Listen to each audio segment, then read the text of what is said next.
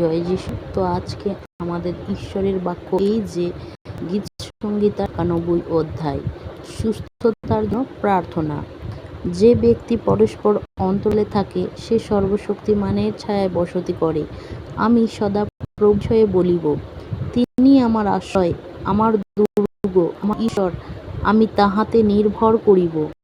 হ্যাঁ, তিনিই তোমাকে ব্যাধের ফাঁদ হইতে ও সর্বনাশক মারি হইতে রক্ষা করিবেন। তিনি আপন পালকে তোমাকে আবৃত করিবেন। তাহার পক্ষের নিচে তুমি আশ্রয় পাইবে। তাহার সত্য ঢাল তনুত্থান স্বরূপ।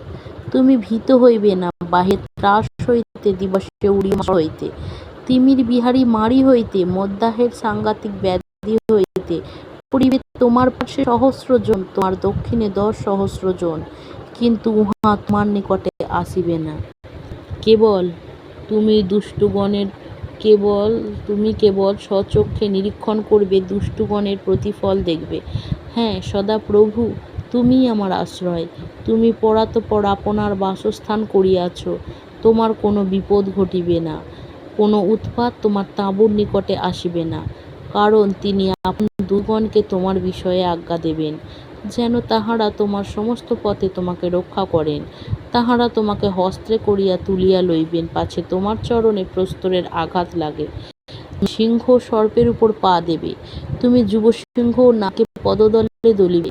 সে আমাতে আসক্ত, তার জন্য আমি তাহাকে বাঁচাইব। আমি তাহাকে উচ্চে স্থাপন করিব, কারণ সে আমার নাম জ্ঞাত হইয়াছে। সে আমাকে ডাকিবে, আমি তাহাকে উত্তর দিব।